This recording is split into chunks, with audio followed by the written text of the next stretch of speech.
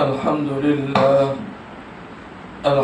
لله نحمده ونستعينه ونستغفره ونؤمن به ونتوكل عليه ونعوذ بالله من شرور أنفسنا ومن سيئات أعمالنا من يهده الله فلا مضل له ومن يضلله فلا هادي له ونشهد أن لا إله إلا الله وحده لا شريك له ونشهد أن سيدنا وشفيعنا وحبيبنا وإمامنا ومولانا محمدا عبده ورسوله صلوات الله تبارك وتعالى عليه وعلى آله وأصحابه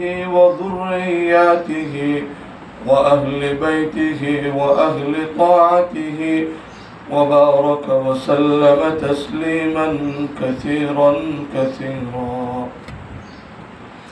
أما بعد فأعوذ بالله من الشيطان الرجيم. بسم الله الرحمن الرحيم. وتفقد الطير فقال ما لي لا أرى الهدهد أم كان من الغائبين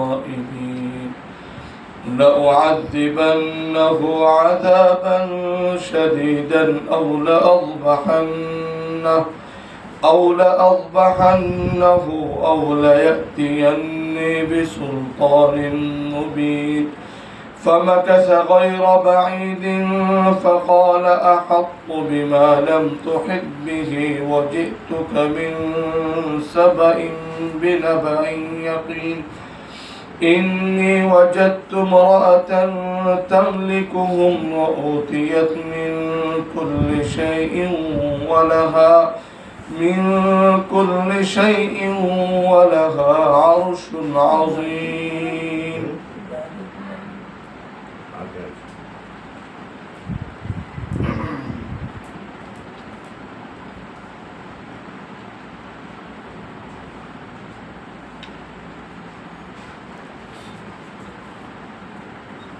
قابل احترام معزز سامعین کرام اور پردہ نشین میری مائیں اور بہنیں، آج سورۃ النمل کی چند آیات میں نے آپ کے سامنے تلاوت کی ہے. اس میں سبا کی رانی بلقیس کا عجیب واقعہ بیان ہوا ہے.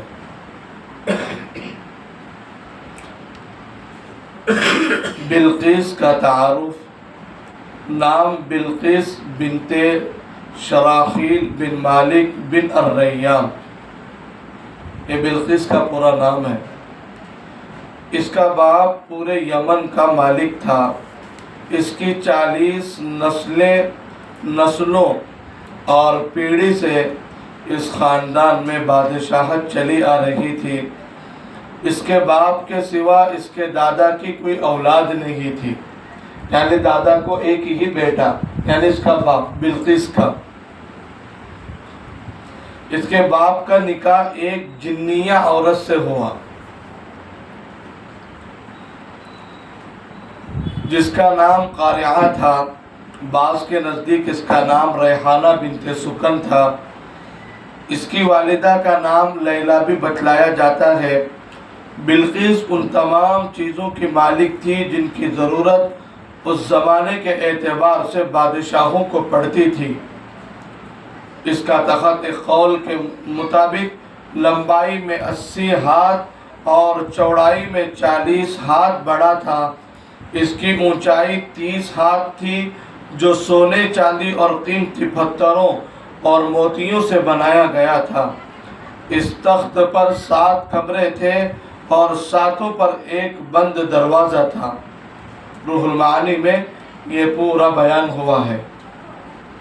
ترجمہ: اور اس سلیمان علیہ السلام نے ایک مرتبہ پرندوں کی حاضری لی سو وہ کہنے لگے کیا بات ہے، مجھے ہدہد کیوں نظر نہیں آتا، کیا وہ کہیں غائب ہو گیا ہے؟ میں اس کو غیر حاضری پر ضرور سخت سزا دوں گا، یا اس کو ذبح کر ڈالوں گا، یا میرے پاس کوئی ایسی وجہ بتلاوے جو غیر حاضری کی حقیقت کو ظاہر کرنے والی ہو، یعنی غیر حاضری کا صحیح عذر مجھے بتاوے۔ سو وہ ہدہد تھوڑی دیر بعد حاضر ہو گیا اور وہ سلیمان علیہ السلام سے کہنے لگا میں نے ایک ایسی بات معلوم کی ہے جس کی آپ کو خبر نہیں ہے، اور میں ملک سبا سے ایک یقینی خبر لے کے تمہارے پاس حاضر ہوا ہوں۔ میں نے ایک عورت کو وہاں دیکھا ہے جو ان پر حکومت کر رہی ہے، اور اس کو ہر طرح کا ضروری سامان ملا ہے، اور اس کا ایک بڑا تخت بھی ہے۔ آج کی اس مجلس سے قرآن میں آیا ہوا ایک عورت کا واقعہ شروع کر رہے ہیں۔ اللہ تبارک و تعالیٰ اپنے فضل و کرم سے اس میں آئے ہوئے اسباق اور نصیحت کی باتوں پر ہمیں عمل کی توفیق عطا فرمائے، اور اللہ تبارک و تعالیٰ اپنی رضا اور خوشنودی کا ذریعہ بنائے، آمین۔ کل 24 آیتوں میں واقعہ ذکر کیا گیا ہے۔ 24 آیتوں میں ملک سبا کی رانی بلقیس کا واقعہ ذکر کیا گیا ہے، اور ان آیات میں حضرت سلیمان علیہ السلام کا بھی واقعہ ہے۔ اس عورت کا نام بلقیس بتلایا جاتا ہے۔ یہ ایک ایسی عورت ہے جسے اللہ سبحانہ و تعالی نے دنیا میں بڑی حکومت عطا فرمائی تھی۔ یہ ایک ملک کی رانی تھی۔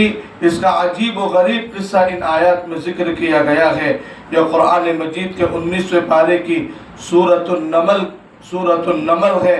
اس کی آیت نمبر 20 سے آیت نمبر 44 تک اس عورت کا قصہ ذکر کیا گیا ہے۔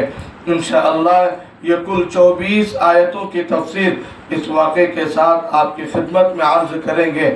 اللہ تعالیٰ اپنا فضل و کرم شامل حال فرمائے۔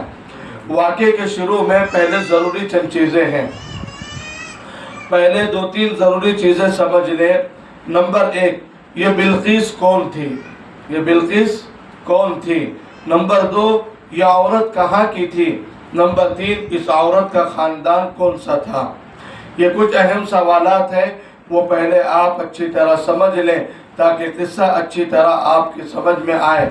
سبا کا تعارف۔ یمن ایک ملک کا نام ہے۔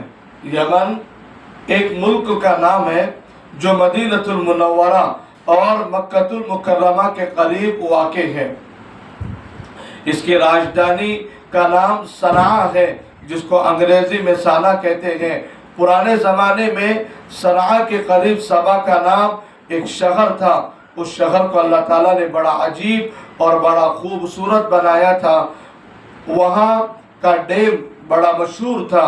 وہاں قدرتی طور پر مکھی، مچھر اور زہریلے سانپ وغیرہ، کوئی گندی چیز، ہوا وغیرہ نہیں ہوا کرتی تھی۔ بہت ہی عمدہ شہر، آب و ہوا میں بہت ہی عمدہ، بلکہ دوسری جگہ سے آنے والے مسافروں کے کپڑے یا بدن پر کوئی گندگی ہوتی تو وہ بھی وہاں آ کر مر جاتی۔ کوئی زہریلا جانور بھی اس جگہ پر موجود نہ تھا۔ آج کل لوگ نادانی اور ناواقفیت کی وجہ سے لڑکیوں کے نام بھی سبا رکھتے ہیں، ہے نا؟ لڑکیوں کا نام بھی سین سے سبا رکھتے ہیں، حالانکہ سبا ایک شہر کا نام تھا۔ سبا سین سے، سبا ایک شہر کا نام ہے، سٹی کا نام، جس طرح گلبرگہ سٹی ہے، تو اسی طرح مکہ المکرمہ مدینہ المنورہ کے بیچ میں قریب میں ایک شہر اور سٹی ہے جس کا نام سبا ہے۔ اگر سین کی بجائے صاد کے ساتھ سبا پڑھیں تو ہوا کا نام ہو جاتا ہے۔ سبا ایک گاؤں کا نام، شہر کا نام، اور صاد سے پڑھیں گے تو ہوا ہو جاتا ہے۔ اے باد سبا تیرا طیبہ ہو اگر جانا، وہ یعنی ہوا کا، وہ نہ آتا ہے تو اس لیے میں پڑھ کے سنا، پڑھتے نا سبا کا معنی، تو سبا صاد سے ہوا کے معنی میں آتا ہے۔ مطلب یہ نام رکھنے جیسے نہیں ہے، یعنی شہر کا نام، سٹی کا نام اور ہوا کا نام رکھنا ہو تو اچھے نام رکھنا چاہیے، جن کا ذکر قرآن میں، احادیث میں اللہ کے نبی نے، اور اسی طرح جو قرآن میں انبیاء اور اسی طرح صحابیات کے وغیرہ جو نام آئے ہیں ان ناموں کو رکھنا چاہیے۔ سبا کون تھا؟ حدیث میں ہے کہ حضرت نبی کریم صلی اللہ علیہ وسلم سے پوچھا گیا یہ سبا کون تھا؟ حضرت نبی کریم صلی اللہ علیہ وسلم نے جواب دیا یہ ایک آدمی تھا جس کے 10 بیٹے تھے، جس کے 10 بیٹے تھے، اس کے 6 بیٹے داہنی طرف یعنی رائٹ سائڈ چلے گئے اور انہوں نے پورا شہر آباد کر دیا، اور یہی آج یمن کہلاتا ہے۔ آج یمن کہلاتا ہے۔ رائٹ سائڈ تھوڑے بچے گئے اور وہاں جا کر انہوں نے ایک شہر آباد کیا اور وہ یمن بن گیا، اور 4 بیٹے بائیں طرف یعنی لیفٹ سائڈ چلے گئے، انہوں نے شام آباد کیا، جس کے ایک حصے کو آج کل ہم سیریا کہتے ہیں، ملک شام کو سیریا کہتے ہیں۔ بلقیس کے خاندان کا تعارف، انٹروڈکشن۔ اسی سبا کی رانی کا نام بلقیس ہے، یہ یورپ بن قحطان کی نسل اور اولاد میں سے تھی، اس کے ابا کا نام شراحیل تھا، یہ بھی بہت بڑا بادشاہ تھا، کہتے ہیں کہ اس کے دادا پردادا اوپر تک 39 بادشاہ اس کے خاندان میں ہو چکے تھے، یعنی 39 بادشاہ آئے اس کے خاندان میں، اور یہ شراحیل 40واں نمبر پر تھا۔ شراحیل اپنے آپ کو بہت بڑا بادشاہ سمجھتا تھا، وہ تکبر کرتے ہوئے لوگوں سے یوں کہتا کہ میرے ساتھ شادی کرنے کے لیے انسانوں میں کوئی خاندان میرے برابر کا نہیں ہو سکتا، میں اتنا بڑا بادشاہ ہوں کہ میرے اس لیول میں انسانوں میں کوئی خاندان نہیں ہے، ایسا کہتا، میرا انسانوں میں کوئی کفو اور برابر کا ہے ہی نہیں، اس لیے لوگ شادی کرنے کے لیے علم، عقل، ہوشیاری اور مالداری میں اپنی برابر کی فیملی کو تلاش کرتے ہیں، علم میں، کفو میں، اسی طرح چالاکی میں، ہوشیاری میں، مالداری میں لوگ اپنے برابر کے لوگوں کو تلاش کرتے ہیں کہ ہمارے برابر کے لوگ ہونا چاہیے۔ وہ کہتا کہ میں اتنا بڑا بادشاہ اور اتنا بڑا مالدار ہوں کہ انسانوں کی کوئی فیملی نکاح کرنے کے لیے میرے برابر کی نہیں ہو سکتی، اس لیے میری شادی جناتوں کی فیملی میں ہونا چاہیے۔ کیا بولتا ہے؟ جناتوں کی فیملی میں ہونا چاہیے۔ بلقیس کے باپ کا نکاح ایک جنی عورت سے ہوا، کس سے ہوا؟ ایک جنی عورت سے۔ لوگ کہنے لگے کہ بہت اچھا، انسانوں میں تیرے برابر کی کوئی فیملی نہیں ملتی تو کسی جنات کی لڑکی سے ہم تیری شادی کروا دیتے ہیں۔ چنانچہ ایک جنات کی فیملی میں سے اس کی شادی ہوئی، اور جنات کی جس لڑکی کے ساتھ اس کی شادی ہوئی اس کا نام بعض تفسیری روایتوں میں ریحانہ بنت سکن آیا ہے، ریحانہ بنت سکن اس کا نام آیا ہے۔ بعض کہتے ہیں کہ بلقعہ یعنی بلعہ بنت شیطان نام کی ایک جنات کی لڑکی سے اس کا نکاح ہوا اور اس کی شادی کرائی گئی۔ اب یہاں پر مسئلہ یہ اٹھتا ہے کہ یہ جناتوں سے نکاح کیسا انسانوں کا؟ سوال پیدا ہوتا ہے، تو علماء نے اس کا مسئلہ بیان فرمایا ہے کہ کوئی انسان مرد جنات کی لڑکی سے شادی کر سکتا ہے، یا انسانوں میں سے کوئی عورت جنات کے مرد سے شادی کر سکتی ہے۔ فتاویٰ کی کتابوں میں لکھا ہے بعض مفتیان اکرام اس شادی اور نکاح کو جائز کہتے ہیں، اس شادی اور نکاح کو جائز کہتے ہیں، ایسا بھی ہو سکتا ہے۔ ایک کتاب کا نام احکام المرجان فی احکام الجان ہے، حضرت علامہ عبدالحی لکھنوی ہمارے ایک بہت بڑے مفتی گزرے ہیں، انہوں نے اس میں اس طرح کے مسائل بھی لکھے ہیں اور ایسے قصے بھی لکھے ہیں، اور انہوں نے اس بات کو اس کتاب کے اندر جائز لکھا ہے، اور بہت بڑے عالم دین ہیں، ٹھیک ہے، یہ مسئلہ انہوں نے بیان کیا۔ ایک بہت ہی اہم بات، اور ایک بات اس میں یہ ہے کہ بلقیس کے باپ نے جنات کی لڑکی سے شادی کی، اس سے دلیل پکڑتے ہوئے نہیں بتلایا، ہمارے لیے کوئی دلیل نہیں ہے، اس لیے وہ تو کافر تھا، غیر مسلم تھا، اور یہ واقعہ پچھلی امتوں کا ہے، یہ واقعہ بھی ہماری اس امت کا نہیں ہے، یہ واقعہ پچھلے حضرت سلیمان علیہ السلام کی زمانے کا ہے، اور یہ واقعہ حضرت داؤد حضرت سلیمان علیہ السلام کے زمانے کا ہے۔ ایک بہت ہی اہم بات، یا ایک اہم بات سمجھنی چاہیے، اللہ سبحانہ و تعالیٰ نے ہمارے جوڑے بنائے ہیں انسانوں کے لیے انسانوں میں، اور جناتوں کے لیے جناتوں میں، جانوروں کے لیے جانوروں میں، اور پرندوں کے لیے جوڑے بنائے پرندوں میں۔ یہ اللہ تعالیٰ کا سسٹم اور اللہ تعالیٰ کا نظام ہے، اس نظام کو توڑنا نہیں چاہیے، اس نظام کو توڑنا نہیں چاہیے اور اس کو بدلنا نہیں چاہیے، اسی میں خیر اور برکت ہے۔ جانوروں سے جنسی تعلقات اللہ پاک نے انسانوں کے لیے، جانوروں کے لیے جوڑے بنائے، اور ان کے تعلقات اسی میں اللہ تبارک و تعالیٰ نے عافیت، اسی میں سکون کو باقی رکھا ہے۔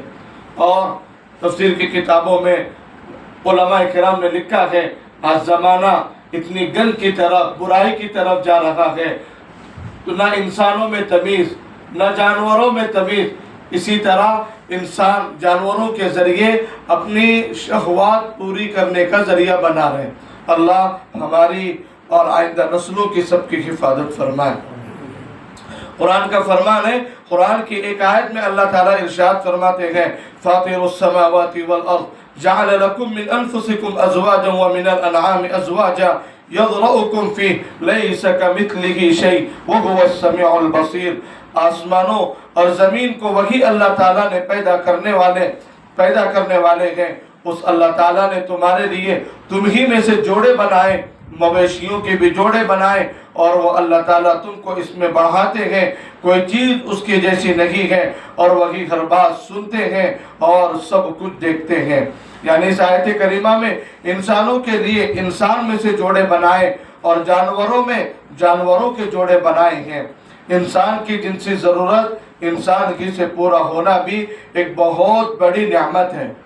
اب اللہ تبارک و تعالیٰ جوڑا بنایا، انسان اپنی شہوت، اپنی ضرورت کو انسان سے ہی پورا کر سکتا ہے، اسی میں انسیت ہے، اور وہی مزاج سمجھ سکتا ہے۔ اللہ کا کتنا بڑا نظام ہے۔ اب بتائیے، انسان کی شہوت کا تعلق اگر جانور کے ساتھ ہوتا تو کتنا مشکل کام ہے، یہ کتنا مشکل، کیسے مناتے اسے، کیسے کہے معلوم ہے اسے اپنے مزاج پہ ڈالتے۔ اس لیے اللہ کا نظام ہے یہ، اس نظام کی قدر کرنا چاہیے، اور اس سے ہٹ کر جو طریقے آج کل اسی طرح بے دینی کی وجہ سے لوگ عجیب طریقہ کے، ایک ملک کے لوگ ابھی پتہ چلا گورنمنٹ کو لکھ کے دے رہے ہیں، کہاں ہم کتوں جیسی زندگی گزارنا چاہتے ہیں۔ دیکھیں آپ رپورٹ پڑھے کہ پیپر میں بھی آیا ہے، یہ ایک ملک کے لوگوں نے بھی، یورپ کے ایک ملک کے تمام لوگوں نے لکھا ہے اور اپلیکیشن اور درخواست دی ہے، ہم کتوں کی جیسی زندگی گزارنا چاہتے ہیں، مطلب ہم کو محل نہیں چاہیے، ہم کو پنجرا چاہیے، اور ہم کتے کے جیسے بیٹھیں گے اور کتے کے جیسا لباس بنائیں گے، اور ہمارے بھی گلے کے اندر زنجیر ہونا چاہیے۔ کوئی حماقت کی بات ہے۔ لقد خلقنا الانسان فی احسن تقویم، اللہ اشرف المخلوقات بنایا، ان میں بھی انسان بنا کر اللہ پاک نے دنیا میں بھیجا ہے، اور تمام مخلوقات میں افضل اور اشرف بنایا ہے، اس کی قدر کرنی چاہیے۔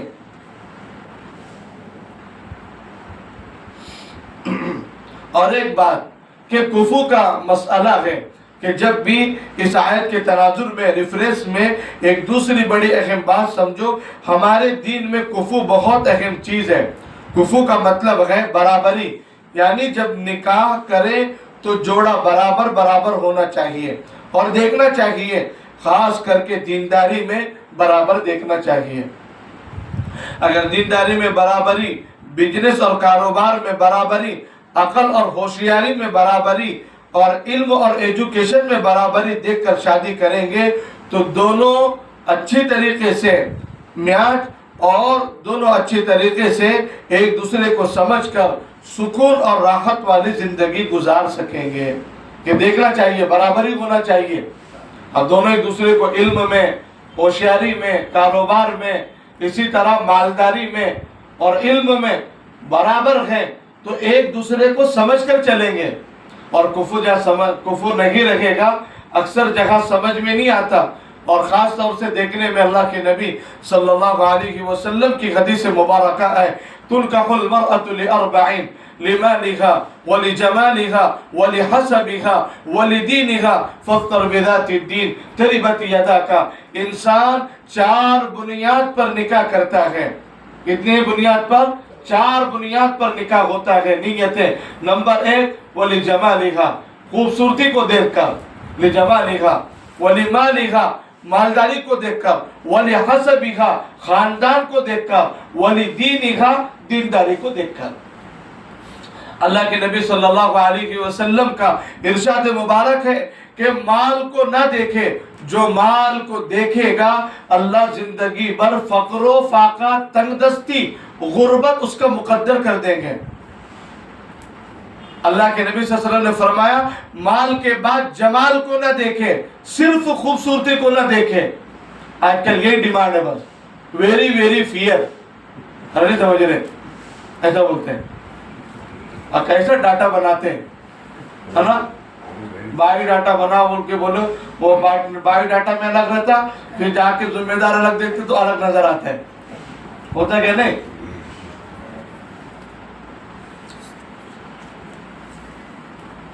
اور سب کو وہی ہونا ایک ایسی. جمال ریجیکٹ کس پر ہوتے ہیں؟ صرف خوبصورتی پر ریجیکٹ ہوتے ہیں. سمجھ میں نہیں آ رہا کہاں سے لائیں گے؟ مارکیٹ میں اللہ عجیب عجیب طرح کے باغیچے میں پھول بنائے، گلاب بھی ہے، اسی طرح دوسرے انواع اقسام کے چمیلی ہے، اور الگ الگ طرح کے پھول بنائے اللہ تبارک و تعالیٰ نے.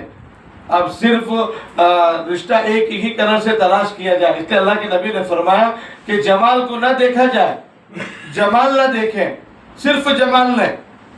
لیکن اللہ کے نبی صلی اللہ علیہ وسلم نے بیان فرمایا، ارشاد فرمایا کہ جو صرف جمال کو اس بنیاد پر کہ مجھے خوبصورتی سے سکون ملے گا، اللہ اس کی زندگی بھر کے چین کو چھین لیں گے. بے چین رہے گا وہ حسین جمیل وائف ہونے کے بعد بھی، بیوی ہونے کے بعد. مقصد تھا خالی خوبصورتی کو پانا. اور اللہ کے نبی نے فرمایا خاندان بھی نہ دیکھے، خاندان بھی دیکھنے کی چیز نہیں ہے. وَلِحَسَبِهَا، اور اس کو بنیاد نہ بنایا جائے.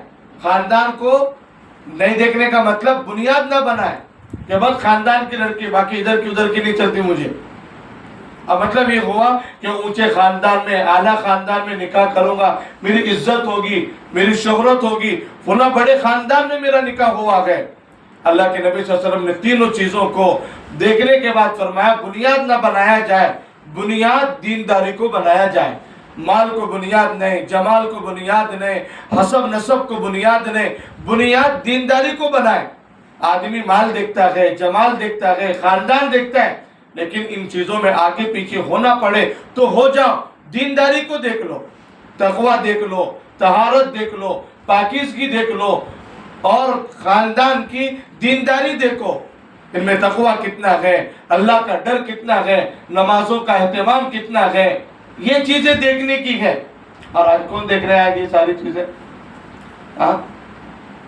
کون دیکھ رہے ہیں؟ آپ کون دیکھ رہے ہیں؟ وہ معلوم بات نہیں معلوم پڑتا. ہم کیا بول رہے ہیں اس میں؟ اب میں جب الگ سے بیان کروں گا نکاح پہ. اب یہ بات آئی ہے، دیکھو کفو برابر ہے، میچ ہونا برابر ہے. اس لیے آج کل بھی میچ والے رشتے لگاتے ہیں تو میچ، اس میں دینداری اگر رہے گی تو میچ ہوں گے، دینداری اگر رہے گی تو دونوں میں اگر دینداری رہی انشاءاللہ یہ رشتہ چلے گا. آپ بڑوں میں دیکھیں، ہمارے اکابر میں دیکھیں، ہمارے بزرگان دین میں دیکھیں، یہ چیز کو تلاش کیا گیا ہے، ہر چیز بیچ میں سے ہٹائی گئی. اگر برابری خاندان میں دیکھنا، اللہ کے نبی صلی اللہ علیہ وسلم तमाम सहाबा इकराम के रिश्ते बयान कर रहे हैं। हजरत अबू बकर से मेरा ये रिश्ता, हजरत उमर से मेरा ये रिश्ता, हजरत उस्मान और हजरत अली से मेरा ये रिश्ता। उसी मजलिस में हजरत बिलाल हबशी रज़ी अल्लाह अन्हु भी मौजूद है। और मजलिस से जब रिश्ते बयान होने लगे तो वो पीछे हटने लगे, सिसकने लगे। जब मेरी बारी आएगी तो अल्लाह के नबी क्या बयान करेंगे मेरे बारे में? मैं हबशा का आदमी, काला कलोटा, होठ मेरे लंबे, और मेरा कोई हसब नहीं, कोई नसब नहीं, कोई मेरा स्टेटस नहीं, और मेरा कोई लेवल नहीं है, और मैं यहूदी खातून का गुलाम आदमी, मेरा क्या बयान करेंगे? अल्लाह के नबी सल्लल्लाहु अलैहि वसल्लम ने जहां सहाबा इकराम के ये बयान फरमाया, रिश्तेदारी को, हजरत बिलाल को अल्लाह के नबी पर, हजरत बिलाल पर अल्लाह के नबी की निगाह पड़ी। रहमतुल लिल आलमीन है, आपने समझा। इसलिए जब सारे अफराद के रिश्ते बयान हुए, हजरत बिलाल को खड़ा किया कि बिलाल खड़े हो जाओ। सहाबा से फरमाया रास्ता दो, और हजरत बिलाल काले हैं, कलोटे हैं, हबशा से हिजरत करके आए हुए हैं, लेकिन दीन था, ईमान था, और अल्लाह के दीन के खातिर मर मिटने का जज्बा था। हजरत बिलाल को आगे बुलाया और अल्लाह के नबी ने अपने बाहों को फैलाया और कहा मेरे सीने से लग जाओ, और कहा है कि बिलाल मुझसे है और मैं बिलाल से हूँ।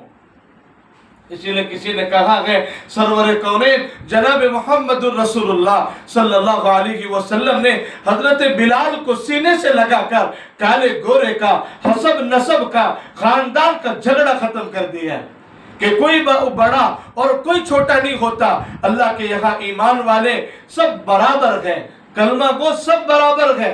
हाँ, जान पहचान के लिए क़बाइल लिताअरफ़ू इन्न अक्रमकुम इंदल्लाहि अत्क़ाकुम, कि तुम्हारे खानदान बनाए, तुम्हारे कबीले बनाए, तुम्हारी बिरादरियां बनाई, ताकि गमी के मौके पर, खुश के मौके पर, और इसी तरह तुम्हारे अच्छे और बुरे कामों में शरीक होने के लिए, तारुफ और जान पहचान के लिए तुम्हारी बिरादरियां बनाए। बाकी इससे बढ़कर कोई मकसद नहीं है। अब ये फखर की चीज भी नहीं है कोई, अल्लाह के यहाँ फखर की चीज अल्लाह आगे बयान फरमा रहे, इन्ना अक्रमकुम इंदल्लाहि अत्क़ाकुम, के दरमियान में जो चीज है वो तक़वा और तहारत है। तक़वा और तहारत है। जो अल्लाह से डरेगा, अल्लाह से डर कर जिंदगी दीन के मुताबिक गुजारेगा, अल्लाह उसका इकराम करेंगे, अल्लाह उसका एहतराम करेंगे, इज्जत अल्लाह इन लोगों को देंगे। कोई खानदान के बलबूते पे इज्जत नहीं हासिल कर सकता। इसीलिए कुफू को देखना चाहिए। किसको देखना चाहिए? दीनदारी। यहाँ पर हजरत ने तफसीर में ये बात की तरफ, अल्लाह के नबी की हदीस की तरफ दिमाग हमारा फेरा है कि हम दीनदारी को देखें। जिस तरह हजरत उमर रज़ी अल्लाह अन्हु के ज़माने का मशहूर वाक़या है, मशहूर वाक़या, हजरत उमर रज़ी अल्लाह अन्हु अपने रात में गश्त कर रहे हैं, चलते चलते एक ऐसी जगह पर पहुंचे जहां पर एक बुढ़िया और जवान बेटी बात कर रही है। अब ये कुफू की बात आई तो ये वाक़या बयान कर रहा हूं मैं, हर साल बयान होता है। हज़रत उमर रज़ी अल्लाह अन्हु रियाया की हालत देखने के लिए गश्त कर रहे हैं, तो हज़रत उमर रज़ी अल्लाह अन्हु के कानों में आवाज आई। बादशाह थे और लोगों के हालात मालूम करना इनके लिए जरूरी था। तो एक बुढ़िया रात के सन्नाटे में कहती है, बेटा जानवर ने दूध कम दिया है, लिहाजा हमें सेल ज्यादा लोगों को करना है, कम दूध के अंदर पानी मिलाकर बेच दो। ये बुढ़िया के अल्फाज हैं। तो जवान बेटी रात के सन्नाटे में कहती है कि इस्लाम में ऐसा करना मना है, धोखा देना मना है, और हजरत उमर ने मना किया है। तो बुढ़िया कहती है रात के सन्नाटे में यह कौन सा उमर देखने आया? उस रात के अंधेरे में जवान बेटी हजरत उमर रज़ी अल्लाह अन्हु के ज़माने की कहती है कि अम्मा हजरत उमर तो नहीं देखते, लेकिन मेरा आपका हजरत उमर का, कायनात का पैदा करने वाला अल्लाह तो हमें देख रहा है। ये अल्लाह का डर था। आज सीसीटीवी कैमरे का डर है। अब मौलाना बोले ना उस दिन मस्जिद में से चप्पल चोरी जा रहे थे, वहां लिख के लगाए कि नमाजियों की चप्पल ना चोरी करें मस्जिद के बाहर से, اور زیادہ جانے لگے، لیکن وہاں سے ٹائٹل ہٹا کے یہ لکھ کے لگائے کہ وہاں سی سی کیمرے لگا دیے گئے، جو چوری کرے گا ریکارڈ میں آئے گا، ایک بھی آدمی کا چپل چوری نہیں گیا۔ یہ کیوں؟ لوگوں کے دیکھنے کا ڈر ہے، اللہ مجھے دیکھ رہے گا اس کا ڈر نہیں ہے۔ اسی لیے اللہ سے مانگنا چاہیے، اللہ میری اپنی زندگی میں تیرا ڈر نصیب فرما، تقوی عطا فرما۔ اللہ جی رات کے اندھیروں میں، دن کے اجالوں میں آپ سے ڈرنے والی صفت اللہ ہم میں پیدا فرما۔ اتنے فرمایا وَمَن يَتَّقِ اللَّهَ يَجْعَل لَّهُ مَخْرَجًا وَيَرْزُقْهُ مِنْ حَيْثُ لَا يَحْتَسِبُ وَمَن يَتَوَكَّلْ عَلَى اللَّهِ فَهُوَ حَسْبُهُ۔ جو اللہ سے ڈرے گا، سورہ تغابن کی آیتیں ہیں، اللہ ان کے لیے مشکلوں میں سے نکلنے کا راستہ پیدا فرمائیں گے، اور اللہ تبارک و تعالیٰ ان کے وہم و گمان کے خلاف انہیں روزی دے کے بتائیں گے۔ ہاں، تقوی کی بنیاد پہ روزی ملتی۔ اللہ کے نبی صلی اللہ علیہ وسلم سے حضرات صحابہ نے درخواست کی، اللہ کے نبی ہمیں وصیت فرما دیجئے، نصیحت کیجئے، چھوٹی ہونی چاہیے، مختصر ہونی چاہیے۔ اللہ کے نبی نے کتنی پیاری نصیحت فرمائی، اوصیکم ونفسی اولا بتقوی اللہ فاتقوا اللہ واطیعون یجعل لکم من کل ضیق مخرجا۔ اللہ کے نبی کی نصیحت ہے، اوصیکم ونفسی اولا بتقوی اللہ فاتقوا اللہ واطیعون۔ ہو گیا بیان، اللہ کے نبی کا بیان ہو گیا، صحابہ کے سمجھ میں آیا، زندگی بھر اس کے پابند رہتے تھے صحابہ۔ میں سب سے پہلے اپنے آپ کو، اے صحابہ کی جماعت، پھر تمہیں اللہ سے ڈرنے کی وصیت کرتا ہوں، نصیحت کرتا ہوں، اور اللہ کی اطاعت کو زندگی میں لازم پکڑو۔ جو عمل کریں گے، اللہ کو راضی کرنے والا کام کریں گے، اللہ کو ناراض کرنے والے کام سے زندگی بھر بچیں گے۔ ہو گیا بیان، زندگی بھر پکڑتے تھے اور کبھی اللہ کا ڈر نہیں چھوٹتا تھا۔ اور آج ہماری کیفیت بدلتی گئے، اس لیے آدمی اپنے ذات پہ محنت کرے، اپنے اندر محنت کرے، اور حقیقی معنوں میں اللہ کا ڈر زندگیوں میں لائے۔ تو اس جوان بیٹی نے کہا کہ میرا آپ کا، حضرت عمر کا پیدا کرنے والا اللہ دیکھ رہا ہے، دھوکہ نہیں دینا۔ دھوکہ دینا مسلمانوں کی عادت نہیں ہے، مسلمانوں کی صفت نہیں ہے، یہ منافق کی اور یہ کافروں کی نشانی ہے۔ اللہ کے نبی نے 3 منافق کی نشانیاں بیان فرمائی، اذا حدث کذب واذا وعد اخلف واذا اؤتمن خان۔ ارشاد فرمایا کہ منافق کی 3 نشانیاں ہیں، جو صرف زبان سے مسلمان ہونے کا دعویٰ کرتا ہے، عمل سے، دل سے وہ مسلمان نہیں ہوتا، بلکہ مسلمانوں جیسا بھیج اور مسلمانوں جیسی شکل بناتا ہے تاکہ اللہ اور اللہ کے رسول کو دھوکہ دے، مسلمانوں کو دھوکہ دینے کے لیے۔ ایسے ڈوگلے مسلمان کی 3 نشانیاں ہیں منافق کی۔ اذا حدث کذب، جب بات کرے گا جھوٹ بولے گا، وَإِذَا وَعَدَ أَخْلَفَ، وعدہ کرے گا، وعدہ خلاف ورزی کرے گا، اور وَإِذَا اؤتمن خان، اس کے پاس امانت رکھی جائے گی، امانت میں خیانت کرے گا۔ اور اس کے اپوزٹ، ہم جب بھی بات کریں سچ بولیں، وعدہ کریں، وعدے کے پکے بن کے بتائیں، وعدے کو پورا کریں، اور ہمارے پاس کوئی چیز امانت رکھی جائے تو امانت داری کے ساتھ اس امانت داری کو پورا کریں۔ یہ مسلمانوں کے اوصاف ہیں۔ اللہ پاک مجھے، ہم سب کو ایسی چیزوں سے بچائے۔ حضرت عمر رضی اللہ عنہ تو سن رہے تھے، تو دیکھا جوان بیٹی کہتی ہے کہ اماں یہاں عمر نہیں دیکھتا، کیونکہ دبدبا تھا، بادشاہ تھے، اسلام کا کوئی امر ٹوٹتا سزا دیتے تھے کہ اللہ کو ناراض مت کرو زمین پر۔ تو جیسی سنا، حضرت عمر نے مارک لگایا اس گھر پہ، صبح میں جا کے بیٹھے ذمہ داری پر، صحابہ سے کہا جاؤ مدینہ کی فلاں فلاں گلی میں تحقیق کرو، اس مکان میں ذمہ دار کون ہے۔ صحابہ اکرام دوڑے اور جا کر پتہ کیا تو چلا وہاں ایک بڑھیا اور ایک نوجوان لڑکی رہتی ہے، اور کیا کام ہے ان کا؟ کہا یہ دودھ بیچتے ہیں۔ کیا کرتے ہیں؟ دودھ بیچتے ہیں۔ حضرت عمر رضی اللہ عنہ کے بارے میں آتا ہے، میں رات میں گشت کر رہا تھا اور دودھ کم دیا جانور نے، ماں نے بیٹی کو مشورہ دیا کہ دودھ میں پانی ملا دو، اس جوان بیٹی کہتی ہے اماں کوئی دیکھے نہ دیکھے کائنات کا پیدا کرنے والا اللہ ہمیں دیکھ رہا ہے. بار بار یہ جملہ بولتے تھے حضرت عمر کہ اس جوان بیٹی میں اللہ کا ڈر کیسا تھا, اللہ مجھے دیکھ رہے. حضرت اپنے بیٹے حضرت عاصم کا رشتہ بھیجا ہے. کون ہے حضرت عمر؟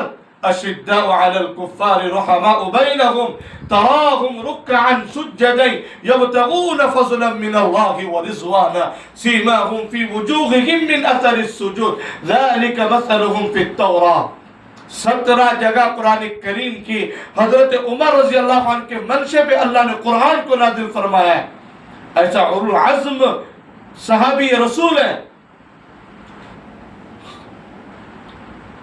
خلیفۃ المسلمین ہیں, عشرہ مبشرہ میں سے ہیں, خلفائے راشدین میں سے ہیں, اور آپ نے 10 سے 12 سال حکومت کی ہے. 22.5 لاکھ مربع میل سلطنت کا بادشاہ ہے. جس گلی سے عمر گزرے گا اس گلی میں کبھی شیطان نہیں آئے گا, اللہ کے نبی کا فرمان ہے. جس جگہ پر حق ہوگا باطل نہیں آ سکتا. حضرت عمر رضی اللہ عنہ ایسے اولو العزم صحابی رسول ہیں, اور کہاں رشتہ کر رہے ہیں اپنے بیٹے کا؟ دودھ بیچنے والے, ملک سیل کرنے والے خاندان میں جا رہے ہیں. نہیں دیکھا میری برابری ہے یا نہیں؟ دینداری میں برابر ہے, تقوی میں برابر ہے, رات کے اندھیروں میں اللہ کا ان کی زندگیوں میں ڈر ہے. پھر حضرت عاصم اور حضرت وہ دودھ بیچنے والی جو خاتون کی بیٹی تھی ان کا نکاح ہوا, اور اس نکاح کے ذریعے اولاد ہوئی, اور اس نسل میں عمر بن عبدالعزیز پیدا ہوئے جن کو عمر ثانی کہا جاتا ہے. ہاں, اس لیے کس بنیاد پہ نکاح ہونا؟ تقوی کی بنیاد پہ ہونا. برابری دینداری میں دیکھنا, خاندان بھی دیکھنا, نہیں منع نہیں ہے, لیکن ترجیح دینداری کو دو. اور اگر خاندان کی ملے, مال والی ملے, خوبصورت ملے اور دینداری ملے تو پھر ہاتھ پاؤں سر پورے گھی کی کڑھائی میں سمجھو.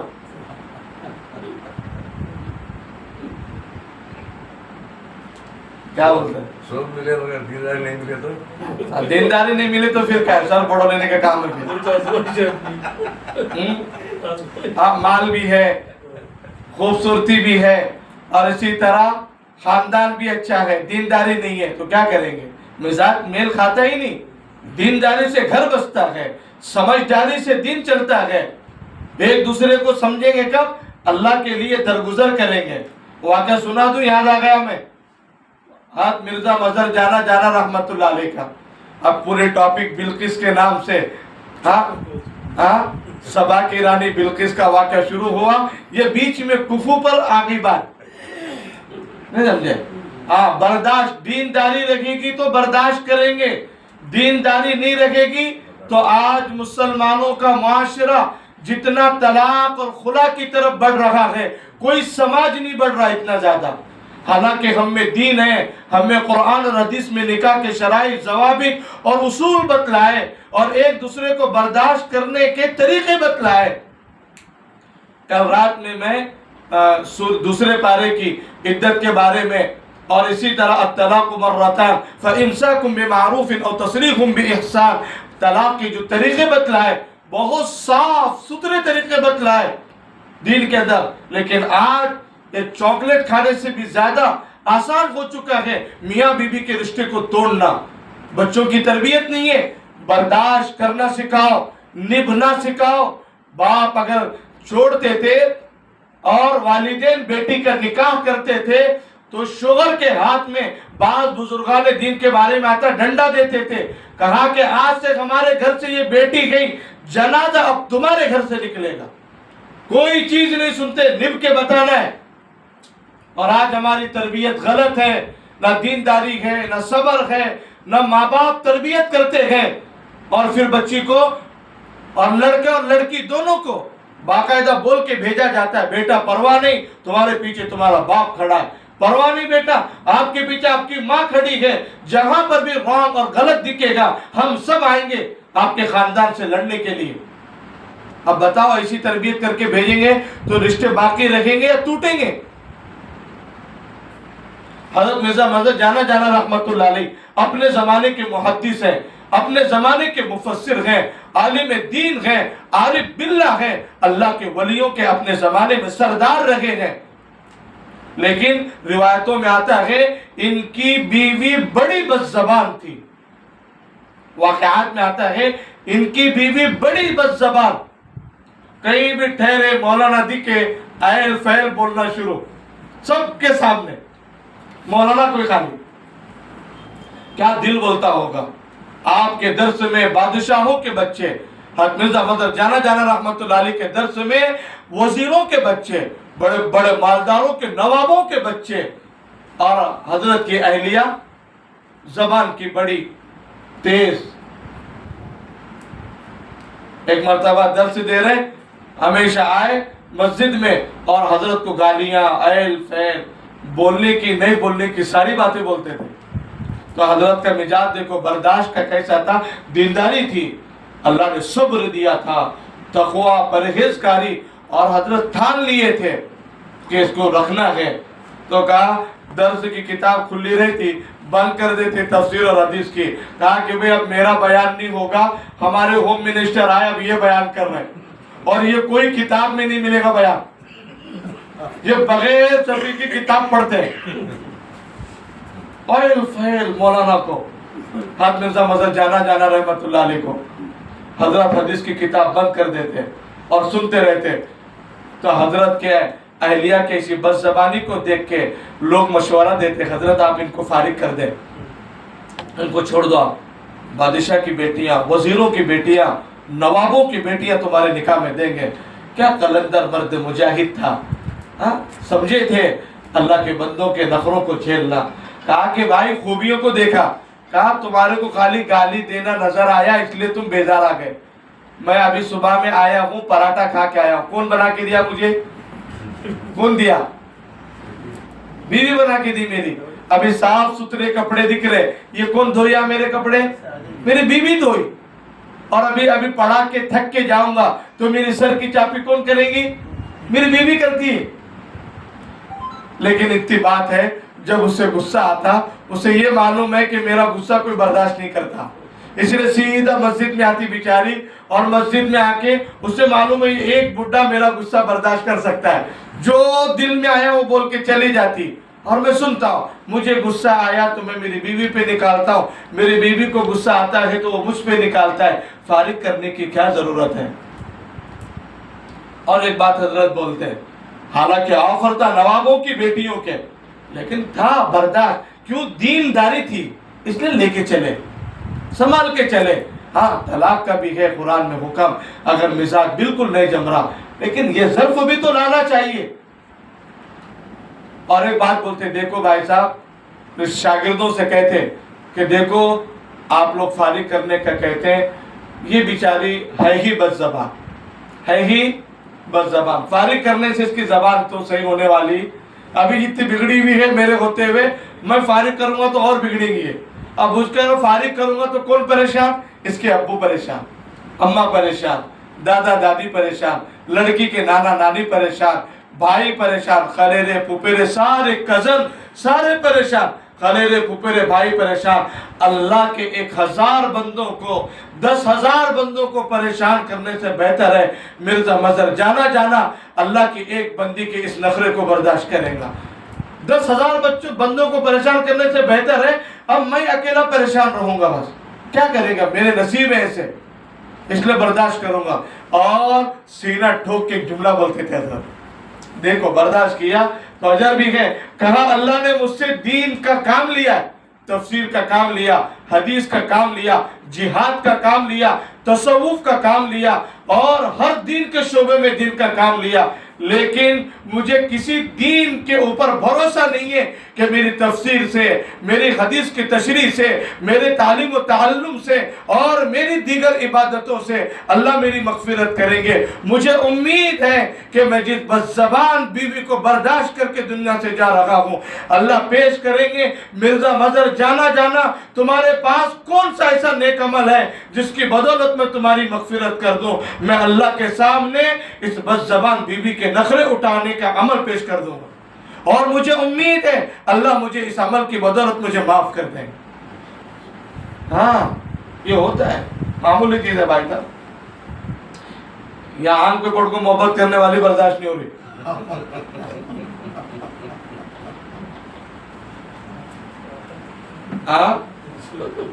آپ خوب جان توڑ محبت کرنے والیوں کو ہم نکتے چینی کرتے رہتے ہیں۔ ایسے لوگوں کو ہمارے بڑے لے کے چلے، تربیت کرنا ہے، گھر بسانے والی اوصاف بیان کرنا ہے۔ ماں باپ پڑھے کہ نکاح سے پہلے میری بچی کی میں تربیت کیسے کروں، میری بچی نبھانے والی، اپنے خاندان کا نام روشن کرنے والی بنے۔ یہ نہیں ہے کہ رشتہ ٹوٹ رہا ہے، 18 دن میں نکاح ٹوٹ رہا ہے، 15 دن میں، شام میں ہم نکاح پڑھائے، صبح میں کھلا ہوا ہے، صبح رات میں مغرب کے بعد میں نکاح پڑھا، میں نکاح میں شریک تھا، اچھا ہوا میں نہیں پڑھا ہو، اللہ بچائے چھوڑو، نہیں تو لوگ نکاح پڑھانے والے کی طرف منسوب کرتے ہیں، پھر کاش بھی سر پہ اوپا ہمارے کندھوں پہ بوجھ۔ تو نکاح میں تھا، بعد میں صبح میں پتہ چلا کھلا ہو گیا، یعنی وجوہات کو تلاش کریں، دیکھیں۔ اور میں آپ کو یہ باتیں بتا رہا ہوں، یہ واقعہ اس لیے بیان کر رہا ہوں میں کہ ان میں نکاح ٹوٹنے کی کوئی چیز نظر نہیں آئی تھی۔ ہاں ایسی کوئی چیز رہتی میاں بیوی میں کہ واقعتاً اس کمزوری کی وجہ سے رشتے کو توڑا جائے، اب یہ دونوں کا نباہ نہیں ہو سکتا، ساری چیزیں ہیں، حسین جمیل ہے، اچھا کماتے ہیں، دونوں خاندان اچھے ہیں، لڑکا لڑکی دونوں فٹنس ہیں، ساری چیزیں اچھی ہیں، بچن چیزوں پہ بات میں سمجھ میں آ گئی، یہ مزاج سمجھ گیا کہ بھئی ان میری بات نہیں مان سکتی میری بیوی، اور بیوی کو ایسا لگ رہا ہے میرے مزاج کا شوہر نہیں ہے، بس اپنا مزاج، یعنی ایک دوسرے کے مزاج میں ڈھلنے کے لیے تیار نہیں ہے، بس یہ وجہ، باقی کوئی وجہ نہیں، مال اچھا ہے، خاندان اچھا ہے، دونوں کہیں ویری ویری فیئر کپل ہے، اچھا جوڑا ہے، لیکن باتوں میں ایسا لگا کہ یہ میرے مزاج میں نہیں ڈھل سکتے۔ ایک رات میں کیا سمجھ میں آیا بھائی صاحب آپ کو، وہ ایسا تو آدھی رات ہمارے کو لگی تمہارا نکاح پڑھانے،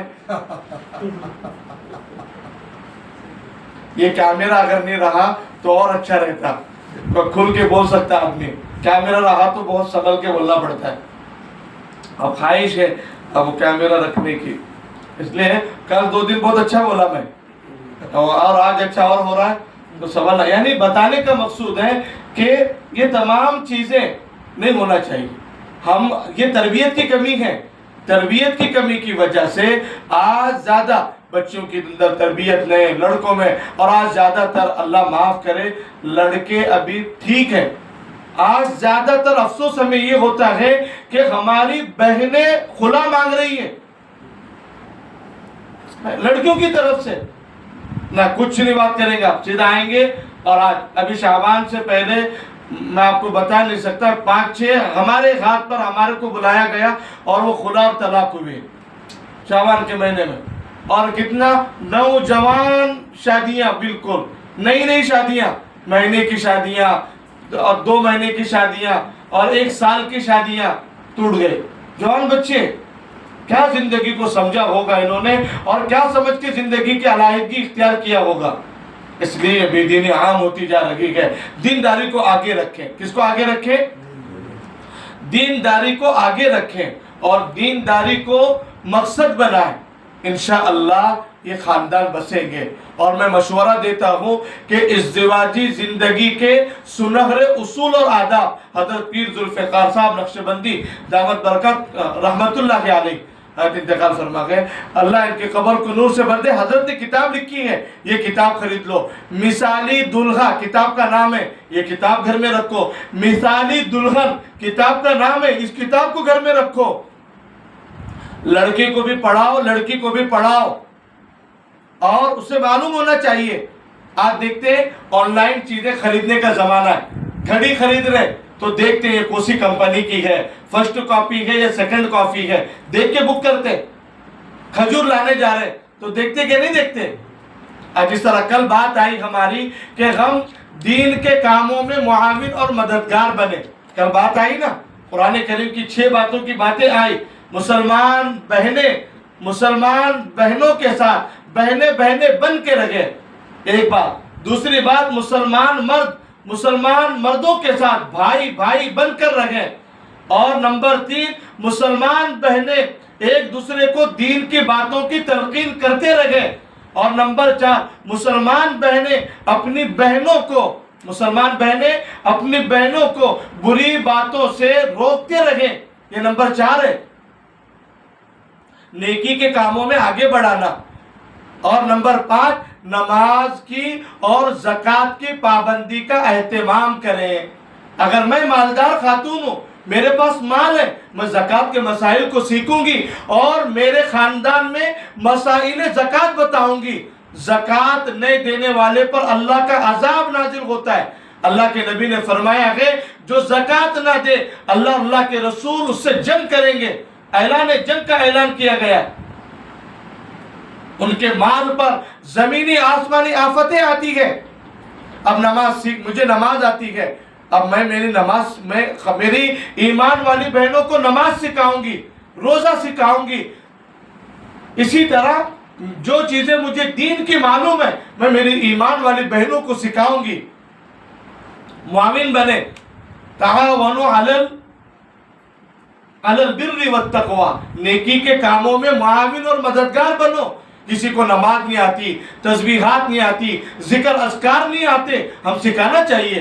تسبیحات، معمولی تسبیحات، نماز کے بعد تسبیح فاطمہ کا سبحان اللہ پڑھ لو خالی، الحمدللہ، اللہ اکبر، لا الہ الا اللہ، لا الہ الا اللہ، محمد الرسول اللہ۔ قرآن شریف نہیں آتا، پڑھنا شروع کرو۔ اگر تمہاری زندگی میں اگر آپ نے تجوید سے قرآن پڑھنا نہیں بھی سیکھا، شروع کیے تھے، کل قیامت کے دن صحیح تجوید سے قرآن سیکھنے والوں میں اللہ اٹھائیں گے، کیونکہ آپ کی سیکھنے کی نیت تھی۔ اسی طرح اللہ کے نبی نے کوئی حج کو جانے کی نیت کیا لیکن جا نہیں سکا، قیامت تک اللہ تبارک و تعالیٰ اسے حاجیوں کی صفوں میں کھڑا فرمائیں گے۔ نیت تھی، کوئی حافظ قرآن بننے کی نیت کیا اور شروع کیا لیکن مکمل نہیں بن سکا، اللہ کل قیامت کے دن حافظوں کی صف میں کھڑا فرمائیں گے۔ ان کی نیت تھی حافظ بننے کی۔ اور روایتوں میں آتا ہے بعض جو آدھے رہ گئے، فرشتے ان کو حافظ بناتے۔ ہاں، نیت تو کرنا چاہیے۔ اب ہم تعاون کیا کرتے معلوم ہے؟ بازاروں میں کریں گے، ارے باجی میں کھجور لے چاچا ہوٹل کے پاس سے، کتنا اچھا کھجور ہے معلوم، آپ بھی وہاں سے لے لیں۔ ہم تعاون کرنا، نماز سکھانا، روزہ سکھانا، اسی طرح نیک کاموں میں معاون بننا، برے کاموں سے روکنا۔ نہیں، میں مالا بار گئی تھی باجی، کتنا گرا معلوم، سونے کا ریٹ بہت کم ہوا، چلو میں بتائیں گے، وہاں گروپ بنا کے وہاں لے کے جائیں گے سونے کے مالا بار میں۔ ارے میں ابھی گئی تھی مارکیٹ میں، نیو ڈیزائن کے کیا شرارے آئے، میرا دل کیسا، میں بہت جلدی آ گئی میں، اور اس کے ابا چھوڑ کے ایسے آگے مجھے، ورنہ سمجھ میں نہیں آ رہا تھا میں کون سا شرارہ لے دوں۔ ارے ہے کیا نہیں، پورے خاندان میں بولتے کہ نہیں بولتے؟ نیو ڈیزائن کے باجیوں کو فون لگائیں گے، اپنی بہنوں کو، بیچارے وہ عبادت کرتے بیٹھے ہوں گے، ان کو بھی ڈسٹرب کرتے جان بوجھ کے۔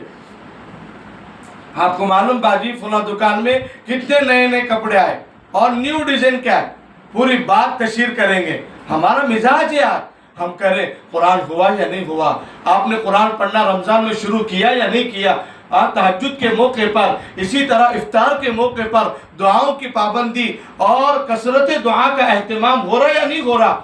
آپ 5 منٹ اور 10 منٹ اللہ کے سامنے سجدے میں رونا، اپنے لیے، اپنے اہل و عیال کے لیے، اپنے بچوں کے لیے، ہمارے ملک کے حالات کے لیے، مدارس، مکاتب، خانقاہوں اور دینی شعبوں کے تحفظ اور بقا کے لیے رونے کی عادت ہمارے اندر بننی چاہیے۔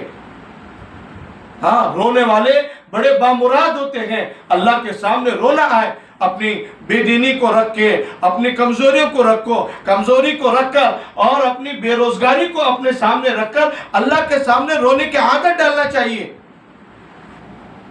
اس لیے آج کی ہماری تفسیر کے اندر ہم تعاون کریں، ہماری دینی بہنیں اگر میں تفسیر میں آ رہی ہوں میری دیگر بہنیں بھی تفسیر میں آئیں اللہ کے قرآن کو سنیں اور دیندار بنیں اپنی زندگی کو بدلنے کا ارادہ کریں کہ میں نمازی بن کر اور روزہ دار بن کر قرآن والی بن کر ذکر والی بن کر باحیا بن کر اچھے معاشرے کے بسانے والی بن کر میں اللہ کے پاس جاؤں گی ہاں میں نماز والی بنوں گی تلاوت والی بنوں گی ذکر والی بنوں گی یہ نیت ہے ہماری زندگیوں میں چینجز آئے اللہ کے قرآن کے ذریعے سے بیانات کے ذریعے سے تفسیر قرآن کے ذریعے سے اور اپنی دینداری کے ذریعے سے گھر کے ماحول کو بدلیں یہ محنت والا کام ہے اس لیے اللہ تبارک و تعالیٰ قرآن کریم میں ارشاد فرماتے ہیں سورہ تحریم میں جس طرح سورہ تحریم کی سب سے پہلے تفسیر ہوئی فرعون کی بیوی حضرت آسیہ رضی اللہ عنہ کے بارے میں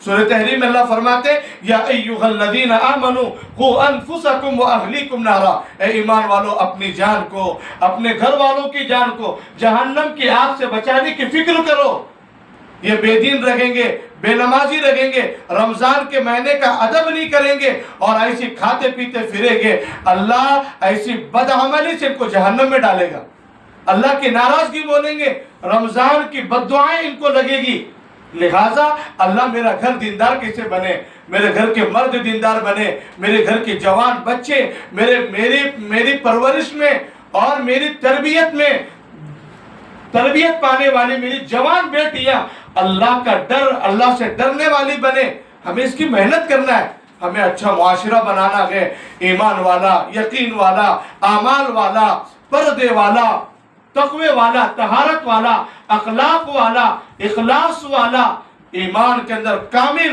اور اعتماد اور توکل علی اللہ والا ہمیں ایک خاندان برادری محلہ گاؤں بنانا ہے اور یہ محنت سے ہوگا اس لیے ماں باپ نیک رہیں گے اولاد نیک بنے گی اور اس کے اثرات دور تک مرتب ہوں گے لہذا ہمیں اپنے آپ کو دیندار بنانے کی اسی طرح اپنے گھر میں دین کا کام کرنے کی اور گھر کے اندر حیا کے ساتھ پردے کے ساتھ رہنے کی اگر باہر نکلے خرید و فروخت کے لیے مارکیٹ میں نکلے خرید و فروخت کے لیے حیا کے ساتھ ڈھیلے ڈھالے برقعے کے ساتھ اور شرع کے دائرے میں رہتے ہوئے جلدی سے اپنی ضرورت کو پورا کر کے فوراً اپنے گھر میں لوٹنے کی ہم کوشش کریں یہ اسلامی احکامات ہیں اگر ہم ان پر چلیں گے تو انشاءاللہ اللہ بھی راضی ہوں گے ہماری زندگیاں سکون اور راحت اور اطمینان کے ساتھ گزریں گی اللہ تبارک و تعالیٰ سے دعا ہے